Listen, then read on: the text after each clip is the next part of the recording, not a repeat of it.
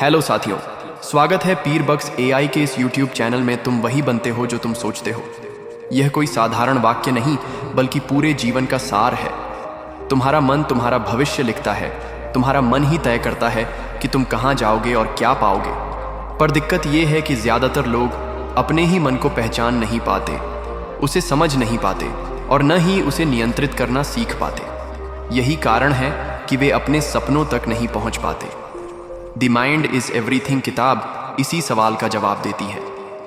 कैसे हमारा मन हमारे लिए सबसे बड़ी शक्ति बन सकता है और कैसे हम इसे अपने फायदे के लिए इस्तेमाल कर सकते हैं। ये किताब हमें सिखाती है कि हमारी सोच ही हमारी असली दुनिया बनाती है। अगर सोच को बदल दो तो जिंदगी खुद ब खुद बदल जाएगी। जब तुम सुबह उठते हो तो तुम्हारे दिमाग में क्या ख्याल आता है? क्या तुम जोश में भर जाते हो या फिर थकान और चिंता में डूबे रहते हो? यही पहला ख्याल ही तुम्हारे दिन की दशा तय करता है। अगर तुम अपने मन को पॉजिटिव सोच के लिए ट्रेन कर लो तो तुम्हारा हर दिन बेहतर बन सकता है। लेखक बताते हैं कि हमारा मस्तिष्क एक कंप्यूटर की तरह है। जो कुछ भी तुम उसे बार बार बताते हो वही उसमें प्रोग्राम हो जाता है। अगर तुम खुद से बार बार कहो कि तुम असफल हो तो दिमाग इसे सच मान लेता है, और अगर तुम खुद से कहो कि तुम कुछ भी कर सकते हो तो दिमाग तुम्हारे लिए रास्ते खोजने लगता है। ये फर्क है नकारात्मक सोच और सकारात्मक सोच का। हर इंसान के जीवन में मुश्किलें आती हैं, लेकिन हर बार मुश्किलों को देखकर टूट जाना या डर जाना ये केवल सोच की कमजोरी होती है। अगर मन मजबूत हो तो पहाड़ भी चढ़े जा सकते हैं। लेखक बताते हैं कि तुम्हारा दिमाग तुम्हारा सबसे बड़ा हथियार है, लेकिन अगर तुमने इसे काबू में नहीं किया तो ये तुम्हारा सबसे बड़ा दुश्मन बन सकता है। किताब के अनुसार मन दो हिस्सों में बंटा होता है। एक चेतन मन यानी कॉन्शियस माइंड, दूसरा अवचेतन मन यानी सब कॉन्शियस माइंड। हमारा चेतन मन वो होता है जिससे हम सोचते, समझते और निर्णय लेते हैं, लेकिन हमारी असली ताकत हमारे अवचेतन मन में होती है, जो हर समय काम कर रहा होता है। चाहे हम जाग रहे हों या सो रहे हों, जब तुम बार बार कोई बात खुद से दोहराते हो तो वह बात धीरे धीरे अवचेतन मन में समा जाती है और फिर वही तुम्हारा स्वभाव बन जाती है। अगर तुम खुद से कहते रहो कि तुम मजबूत हो तो एक दिन तुम्हारा अवचेतन मन इस बात को सच मान लेगा और तब तुम सच में मजबूत बन जाओगे। किताब बताती है कि कैसे हम अपने अवचेतन मन को रिप्रोग्राम कर सकते हैं। इसके लिए सबसे पहला तरीका है अफर्मेशन। हर दिन खुद से अच्छी बातें कहना, जैसे मैं आत्मविश्वासी हूँ, मैं सफलता के योग्य हूँ, मैं हर परिस्थिति में शांत और मजबूत हूं। जब तुम रोज ये बातें दोहराते हो तो तुम्हारा अवचेतन मन उन्हें स्वीकार करता है। दूसरा तरीका है विजुअलाइजेशन। अपने लक्ष्यों की तस्वीर को बार बार अपने मन में देखना। अगर तुम्हें एक बड़ा घर चाहिए तो उसकी कल्पना करो, उसमें खुद को घूमते हुए देखो, महसूस करो कि वह तुम्हारा है। जब बार बार तुम यही सोचते हो तो दिमाग उस दिशा में काम करने लगता है। तीसरा तरीका है सेल्फ टॉक। हर समय जो तुम खुद से बातें करते हो वे ही तुम्हारी सोच का आधार बनती है। अगर तुम हर वक्त खुद की आलोचना करते हो तो तुम्हारा दिमाग तुम्हारे खिलाफ काम करता है, लेकिन अगर तुम खुद को प्रेरित करते हो तो दिमाग तुम्हारे पक्ष में काम करता है। द माइंड इज एवरीथिंग इस बात को भी साफ करता है कि डर केवल दिमाग की उपज है। डर का कोई असली वजूद नहीं होता। हम सोचते हैं कि असफलता से डरते हैं, लेकिन असल में हम सोचते हैं कि क्या होगा अगर हम असफल हुए। ये सोच ही डर बन जाती है। अगर तुम डर को पहचान लो और उसका सामना करो तो वह गायब हो जाता है। किताब कहती है कि सफलता का पहला कदम है अपने मन को समझना, क्योंकि जब तक तुम खुद को नहीं समझोगे तब तक तुम दुनिया को नहीं समझ सकते। तुम्हारा मन ही तुम्हारा पहला गुरु है। अगर तुम अपने विचारों को कंट्रोल कर लो तो तुम किसी भी दिशा में बढ़ सकते हो। लेखक उदाहरण देते हैं कि कैसे महान लोग अपने मन की शक्ति का उपयोग करके बड़ी ऊंचाइयों तक पहुंचे। महात्मा गांधी के पास कोई हथियार नहीं था, पर उनका मन इतना शक्तिशाली था कि उन्होंने एक पूरी सत्ता को हिला दिया। क्यों? क्योंकि उन्होंने अपने मन पर विश्वास किया और दूसरों को भी वही विश्वास दिया।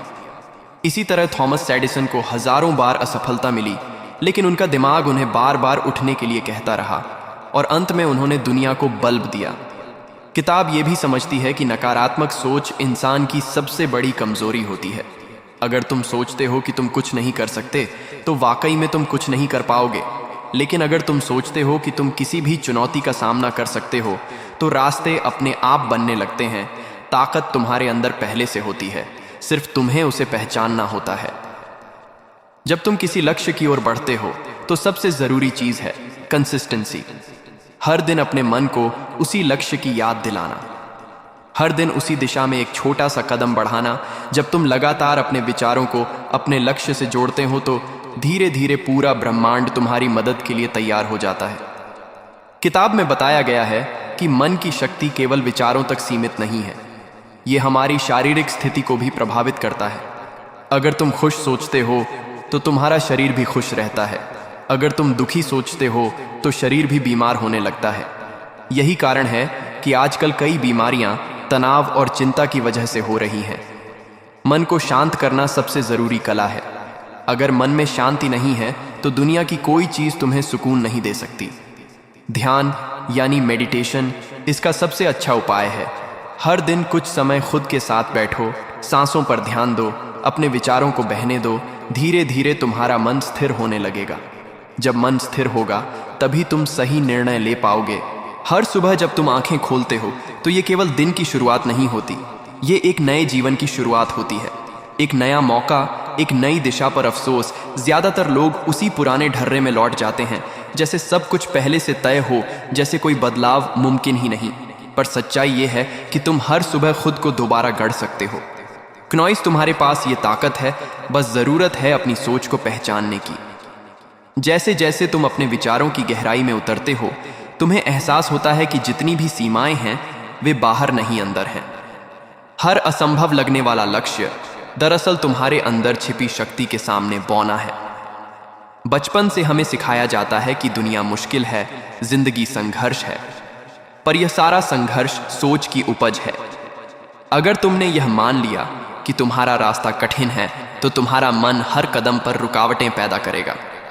पर अगर तुमने यह मान लिया कि तुम किसी भी परिस्थिति में आगे बढ़ सकते हो, तो वही मन रास्तों को साफ करता। कई बार हम अपने हालात को दोष देते हैं, पर हालात कभी भी स्थायी नहीं होते। जो स्थायी होता है वह है तुम्हारा नजरिया। अगर तुम हर हाल में अपने आप को सशक्त मानते हो, तो कोई ताकत तुम्हें रोक नहीं सकती। पर अगर तुमने खुद को ही कमजोर मान लिया, तो फिर दुनिया की कोई मदद भी तुम्हें खड़ा नहीं कर पाएगी।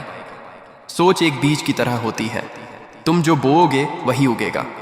अगर तुम डर का बीज बोओगे तो चिंता और नकारात्मकता की झाड़ियां उगेंगी। अगर तुम आत्मविश्वास का बीज बोओगे तो सफलता और संतुलन की फसल मिलेंगे। अब यह तय तुम्हें करना है कि तुम अपने मन की जमीन पर क्या बो रहे हो।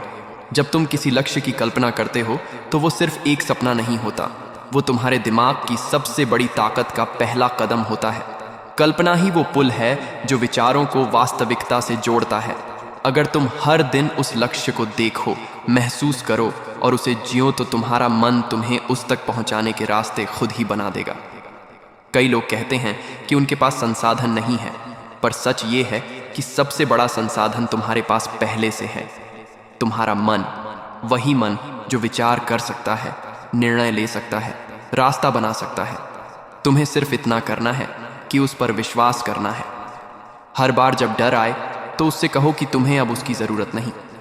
हर बार जब शक आए तो उसे कहो कि तुम्हारा आत्मविश्वास उससे बड़ा है। मन का असली रूप तब सामने आता है जब तुम चुप हो जाते हो, जब तुम दौड़ भाग से हटकर कुछ देर खुद के साथ बैठते हो। क्नॉइस, तब तुम्हें एहसास होता है कि तुम्हारे अंदर कितनी बातें चल रही हैं, कितनी धारणाएं, कितने पुराने घाव, कितने अधूरे सपने, और उन सब के बीच एक आवाज जो कहती है कि तुम बहुत कुछ कर सकते हो।